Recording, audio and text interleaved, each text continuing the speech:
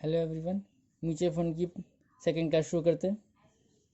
तो पिछली क्लास में हमने पढ़ लिया था एनएवी, नेट एसेट्स वैल्यू, और हमने फॉर्मूला देख लिया था परसेंटेज रिटर्न टू इन्वेस्टर कैसे निकालें।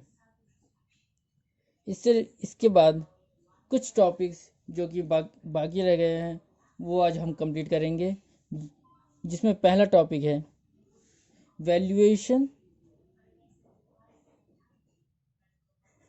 Of NAV, NAV। ओके, तो इसका फॉर्मूला है, ये छोटे छोटे टॉपिक्स हैं, ये हम देख लेंगे, उसके बाद क्वेश्चन करेंगे।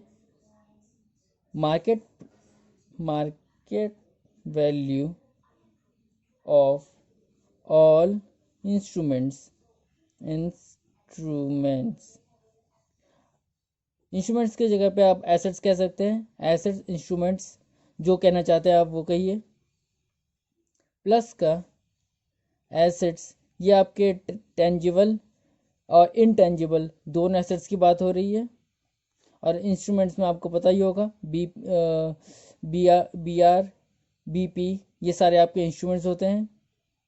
और माइनस लायबिलिटी, और लायबिलिटी में आपको करंट लायबिलिटी ध्यान में रखना है। Current liability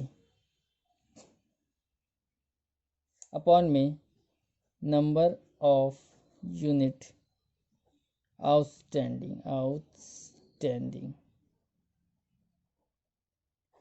number of units, इस यूनिट्स का मतलब है शेयर। याद रखिएगा, शेयर की बात हो रही है यहाँ पर, यूनिट से शेयर की बात हो रही है यहाँ पर, कि शेयर नंबर ऑफ शेयर से डिवाइड करना है। तो आप कह सकते हैं कि नंबर ऑफ शेयर से डिवाइड करना है इन सब के टोटल को। तो आपकी क्या आ जाएगी, वैल्यूएशन ऑफ NAV, यानी कि NAV पर यूनिट आ जाएगी आपकी। NAV पर यूनिट, जो कि हमें किसके लिए चाहिए थी, हमें चाहिए थी परसेंटेज रिटर्न ऑफ इन्वेस्टर निकालने के लिए। आपको याद होगा NAV एंड वाला चाहिए था हमें, माइनस बिगिनिंग वाला चाहिए था, अपॉन में NAV बिगिनिंग वाला चाहिए था।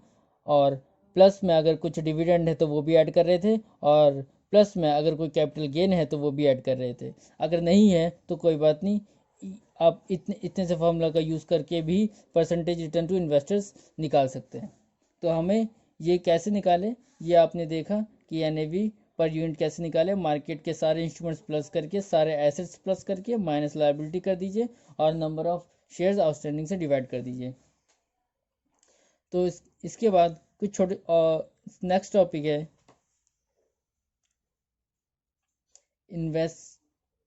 Investment objectives.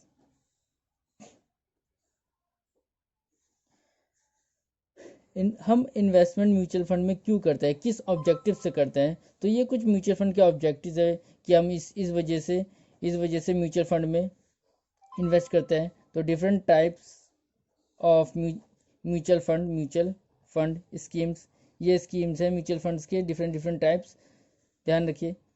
पहला है इक्विटी फंड। इस म्यूचुअल फंड में हमारे पास रेशियो होता है जर्नली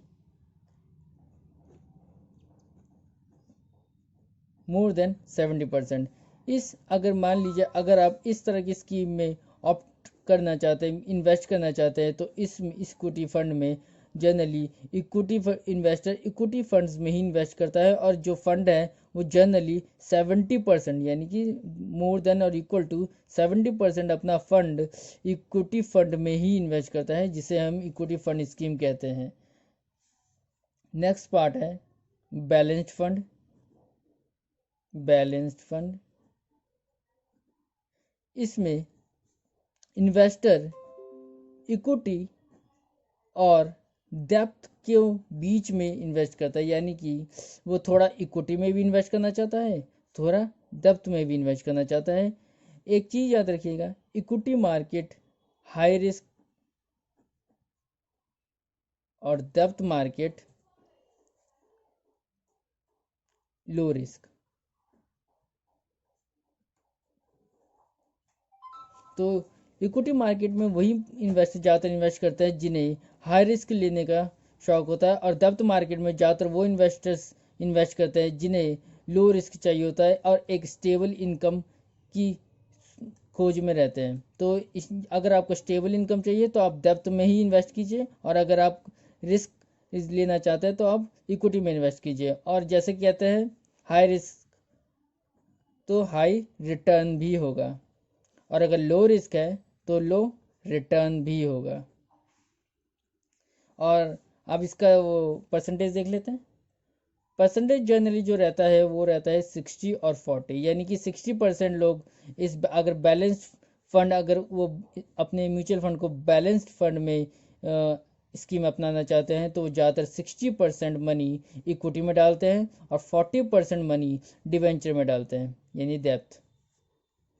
उसके बाद आता है इंडेक्स फंड।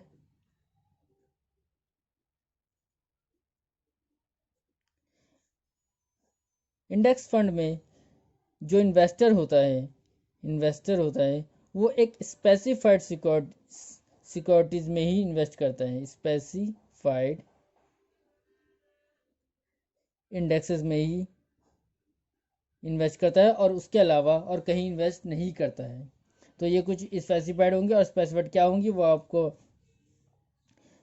बाद में पता चलेगा।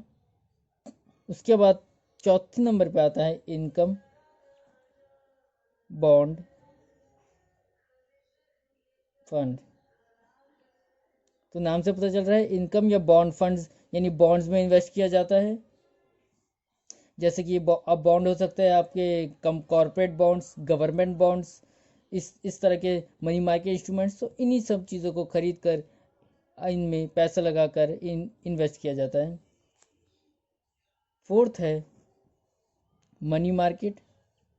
मनी मार्केट या कह लीजिए लिक्विड फंड।